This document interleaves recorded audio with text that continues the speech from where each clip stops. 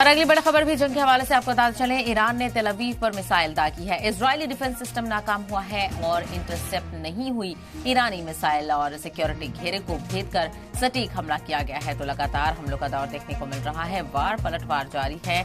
और बताते चले कि एक मायूसी और खौफ इलाके में देखने को मिल रहा है। ईरान ने तेल अवीव पर मिसाइल दागी है।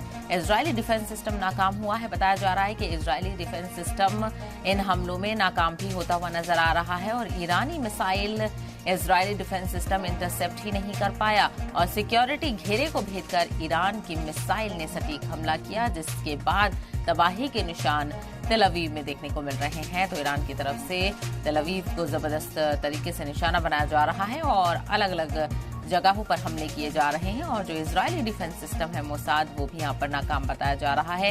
इंटरसेप्ट नहीं कर पाया ईरानी मिसाइल को, जिसके नतीजे में शदीद नुकसान का सामना इजरायल को करना पड़ा। तो सुरक्षा के घेरे को भेदकर सटीक हमला ईरान ने तेल अवीव में किया।